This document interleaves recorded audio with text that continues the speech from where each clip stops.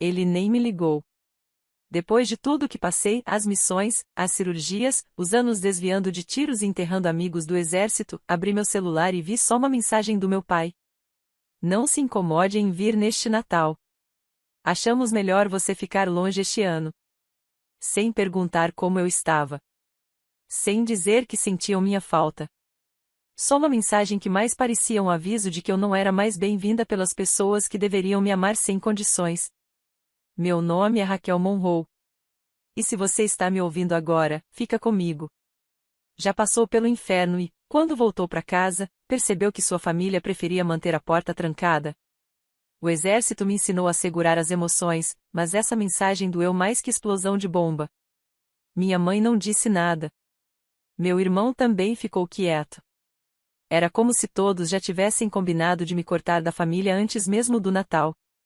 Fiquei sentada no meu apartamentinho em Fagueville, olhando as luzinhas de Natal que eu mesma coloquei na janela.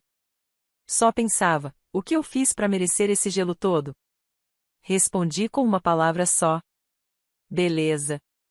E eu falei sério. Não era aquele tudo bem em que a gente diz esperando que alguém insista. Era uma beleza definitivo. Aquele que quer dizer, você não vai mais ter chance de me machucar.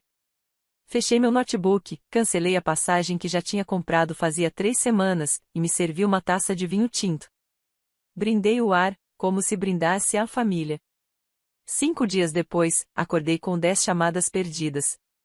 Uma do meu irmão, uma do meu pai, outra da minha mãe, e uma do advogado deles. Foi aí que meu coração parou. Porque já era tarde demais para voltar atrás. Tarde demais para desfazer o que eu já tinha feito. Tarde demais para apagar a carta que eu enviei. Eles achavam que eu ia voltar como sempre fiz, fiel, boazinha, aceitando migalhas de afeto. Mas dessa vez, não fui eu quem foi embora. Eu voltei para casa com outro tipo de armadura. E eles iam aprender do jeito mais duro o quão perigosa uma filha pode ser. Quando ela finalmente para de tentar ganhar o amor do pai. Mas antes de tudo isso, antes do silêncio, da mensagem, da traição, deixa eu te contar como começou. Eu tinha 18 anos quando entrei pro exército. Na formatura, meu pai nem me abraçou. Só falou. Tenta não passar vergonha lá fora. Essa era a forma dele mostrar carinho. Crítica disfarçada de conselho. Mas eu não me alistei para deixar ele orgulhoso. Eu entrei porque precisava acreditar que tinha algum valor. Porque minha casa nunca foi um lugar seguro. Não com aquele olhar que ele sempre me dava. Era como se eu fosse um peso que ele nunca quis carregar. Quando virei sargento, viajei para casa naquele Natal, cheia de esperança de ouvir um parabéns, estamos orgulhosos de você. Mas, assim que cheguei, ele só mandou eu limpar a entrada da garagem, nem tirei as botas ainda. Nada de elogios. Nada de abraço. Só trabalho. Minha mãe. Um fantasma do que eu precisava que ela fosse. Sempre nervosa, balançando as mãos e dizendo baixinho. Só não deixe ele ficar bravo. E o Tyler, meu irmão, seguia meu pai como se fosse a sombra dele. Aprendi desde cedo que, se ficasse do lado dele, pelo menos teria paz. Então virei a filha boazinha. A filha soldado. Ligava em todos os aniversários, mandava flores nos feriados, enviava dinheiro quando o telhado vazava ou o carro quebrava. Eles nunca perguntavam de onde vinha o dinheiro. E eu nunca dizia o quanto isso me custava. Às vezes só mandava um emoji como resposta. Às vezes, nem isso. Mesmo assim, todo ano eu tinha esperança. Esperava por um Natal em que eu me sentisse parte da família de verdade. Em que meu lugar na mesa não fosse por obrigação, mas porque eles realmente queriam que eu estivesse ali. Mas nesse ano, eu tinha outros planos. Minha missão no exército tinha acabado. Eu estava oficialmente liberada, com meus papéis de alta, uma pensão modesta, e um coração exausto. Só queria voltar para casa, fazer biscoito com a mamãe, ouvir as novidades do novo emprego do Tyler e, quem sabe, ganhar um tapinha nas costas do meu pai. Em vez disso, veio aquela mensagem. E aí eu coloquei meu plano em prática. Porque, 5 anos atrás, numa das poucas vezes que tive folga, meu pai me pediu para ser fiadora de um empréstimo da casa, uma segunda hipoteca. Eu só tinha 25 anos. Ele disse que era só uma formalidade. Um papel bobo. Eu, jovem, cansada e querendo tanto a aprovação dele, assinei sem pensar duas vezes. Erro deles. Porque agora eu sou dona de 51% da casa deles. Eles ainda não sabiam disso, mas iam descobrir. Muito em breve. O mais irônico? Eu nem lembrava mais desse negócio da hipoteca. Só fui lembrar depois daquela mensagem. Quando ela detonou alguma coisa fria dentro de mim. Fui mexer em uns arquivos antigos do exército, só para distrair a cabeça, e lá estava. Uma cópia do contrato. Assinado por ele. Por mim. Carimbado. Testemunhado. Oficial. Válido. Real. Cliquei de novo, com calma dessa vez. E lá estava uma parte que eu nunca tinha notado. Em caso de inadimplência ou transferência voluntária, o consignatário assume o controle dos interesses sobre o imóvel até o fim do contrato. Controle dos interesses. Fiquei parada, chocada. Enquanto ele passava a vida me ignorando, ele esqueceu que, no papel, eu não era só filha dele. Eu era a codona da casa. Não, mais que isso. Eu era a dona majoritária. Ele só conseguiu aquele refinanciamento 5 anos atrás por minha causa, porque o crédito dele era ruim. E eu assinei, uniformizada, achando que aquilo era um sinal de confiança. Que eu era importante. Agora? Aquilo queria dizer que a casa que ele tanto se orgulhava, a casa da qual ele me expulsou, era minha. A justiça poética era tão forte que eu quase sentia o gosto, tipo um xarope amargo e doce ao mesmo tempo. Naquela noite, liguei para um advogado. Um cara especializado em imóveis, que eu tinha conhecido num seminário na base, lá em Tampa. Falei num tom hipotético. E se o consignatário for o dono da maior parte da casa, e o dono principal disser que ele não pode mais voltar? Do outro lado da linha, ficou em silêncio. Depois, uma risada. Eles não deviam ter dito isso para ela. Porque, se ela quiser, ela pode sim assumir o controle da casa. Não contei nada para minha família. Escrevi uma carta. Nada dramático. Só com os fatos. Foi calma, educada, formal, mas com efeito imediato. Escrevi: vou exercer meus direitos como consignatária e proprietária legal de parte do imóvel localizado na 12 Vimir Lane. Todos os direitos e deveres legais vão ser conduzidos por meio de um conselho. Vocês serão contatados em breve. Mandei pelo correio, com aviso de recebimento. Do jeito antigo. De propósito. Queria que eles abrissem juntos. Que sentissem o peso daquilo.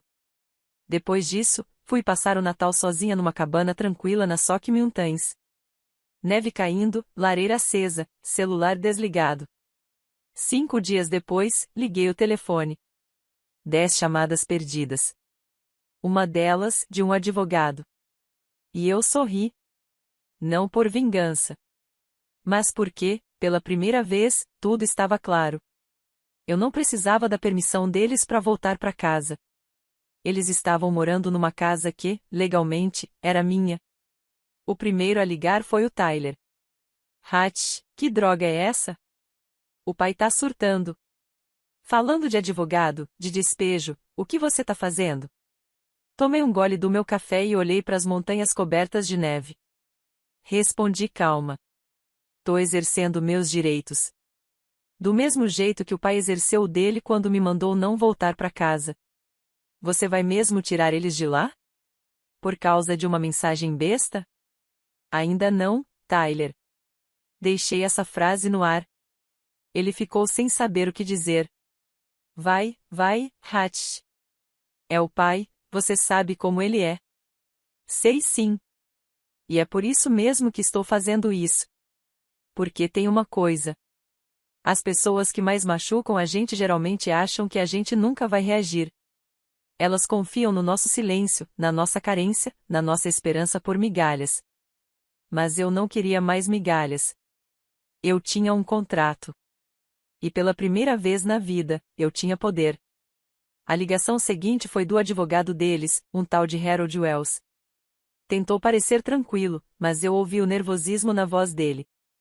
Senhorita Monroe, tenho certeza que foi só um mal-entendido. Sua carta chegou de surpresa e, bom, causou um certo impacto. Eu cortei ele. Não tem mal-entendido, Sr. Wells. Os documentos são válidos. Tenho o original. Já revisei tudo com meu advogado. Agora estou assumindo o controle. Silêncio. Depois ele disse: Bom, talvez a gente consiga resolver isso. Quem sabe uma proposta de compra, ou uma transferência de título. E foi aí que tudo ficou claro. Eles estavam com medo. O pai provavelmente parou de pagar a hipoteca. De novo. Achou que o banco ia pegar leve. Mas agora, estava frente a frente com o pior pesadelo dele. Eu me recostei na cadeira e falei bem baixinho. Estou disposta a conversar. Mas só se ele me ligar. Ele mesmo. Não por você, nem pelo Tyler. Quero que ele me peça. O advogado ficou quieto. Sabia o que eu estava fazendo. Não era sobre a casa.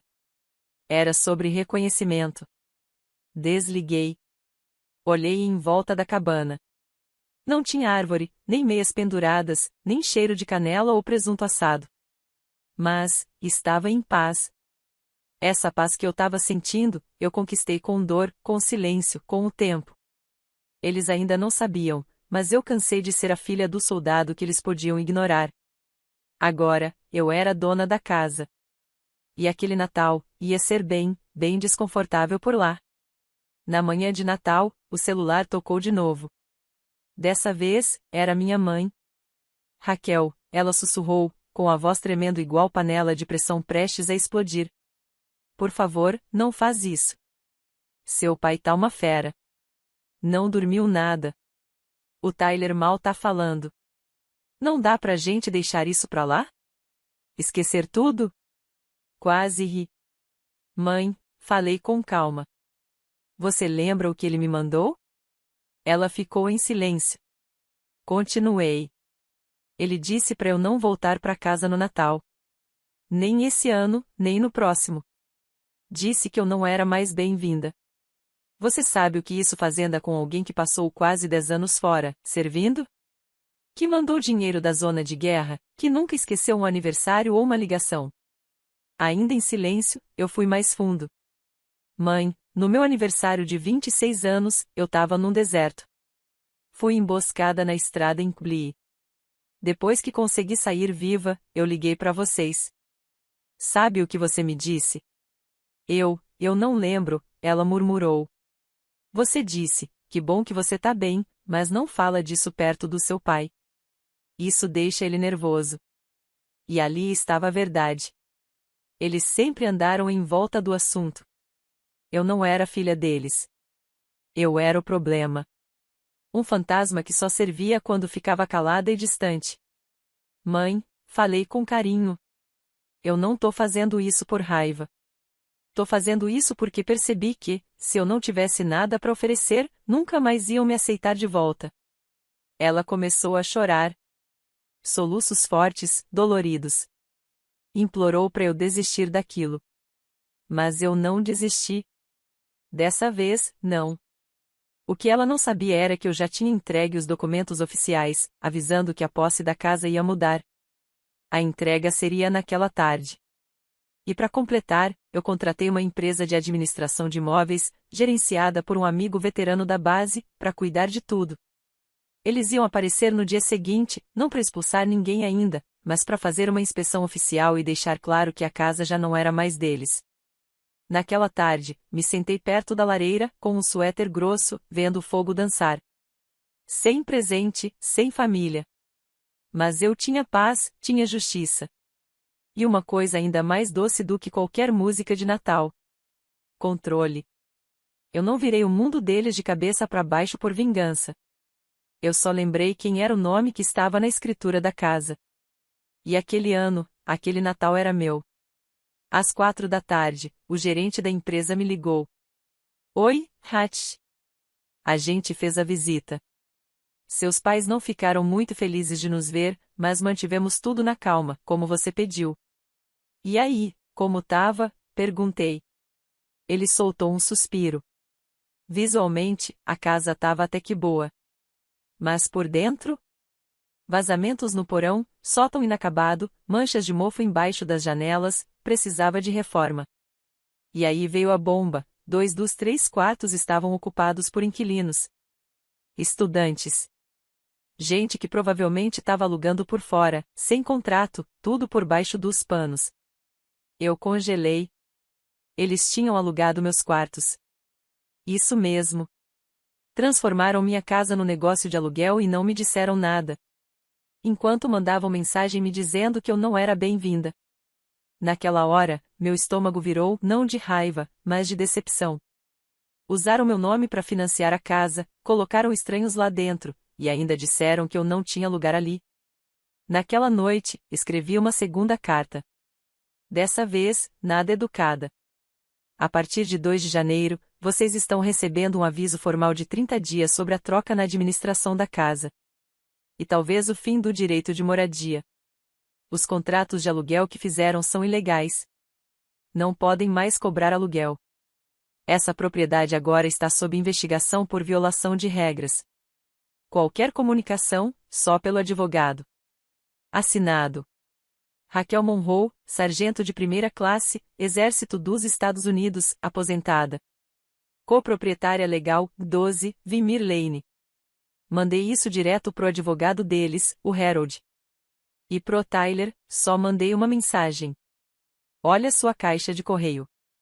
Em menos de 1 hora, os telefonemas começaram. Mensagens de voz. Súplicas. Pânico. Até do meu pai. Eu não atendi nenhum. Sabe, todo soldado conhece aquele momento. Quando pisa no chão depois de uma missão e percebe que sobreviveu. Aquele silêncio dá uma sensação de força. Era isso que eu estava sentindo agora. Eles podiam gritar, chorar, implorar. Mas eu tinha sobrevivido a eles. E agora, eles estavam morando na minha casa, com as minhas regras. E em janeiro, eles iam entender o que é ser indesejado. Não por vingança. Mas porque eu não precisava mais de um lugar na mesa deles. Agora, eu era a dona da sala inteira. O dia 2 de janeiro chegou frio como tapa na cara.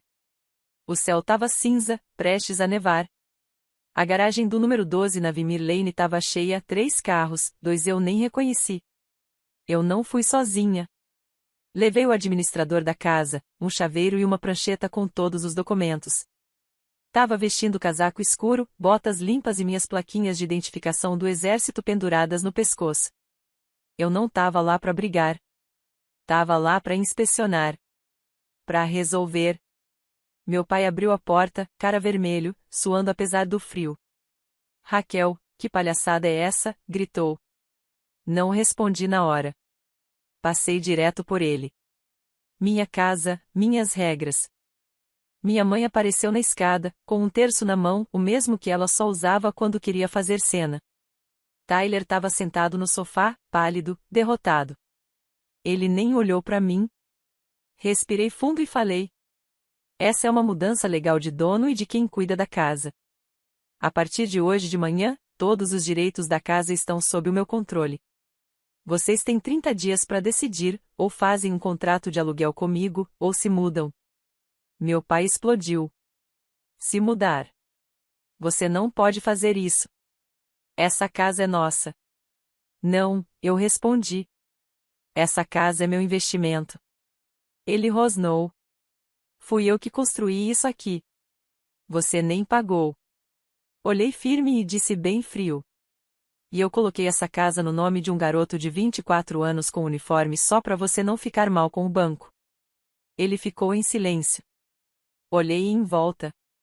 A sala onde eu entrava escondida quando era mais nova. A lareira onde antes ficava minha foto do treinamento militar, agora não tinha mais nada. Só um espaço cheio de gente que me apagou da história. Continuei. Os inquilinos ilegais já foram avisados. Se não saírem em 10 dias, vou processar por invasão. E se alguém tentar me ameaçar, quebrar alguma coisa ou atrapalhar o processo, vou abrir um processo criminal. A boca da minha mãe tremia.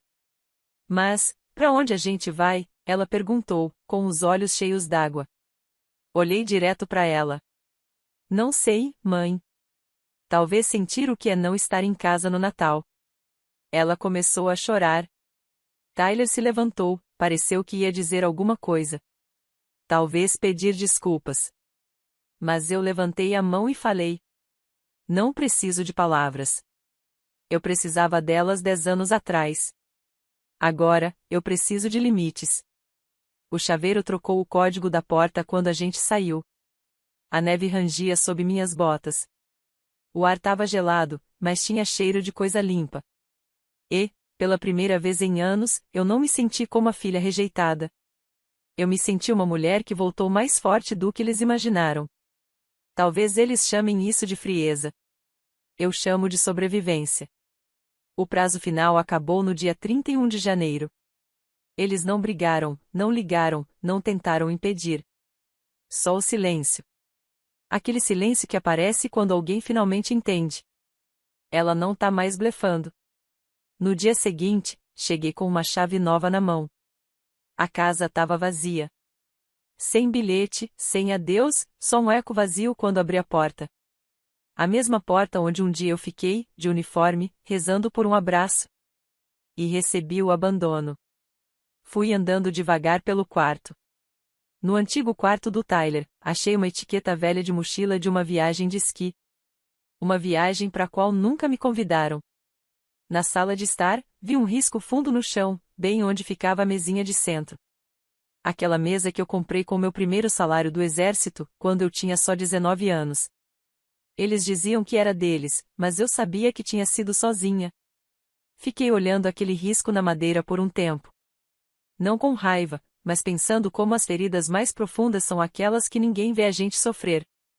Não chorei. Só abri a porta dos fundos, deixei o vento frio entrar, e fiquei ali, com o sol de inverno batendo no meu rosto. Isso não era vingança. Era sobre recuperar meus limites, minha dignidade, meu nome. O nome que eles tentaram apagar da história da nossa família.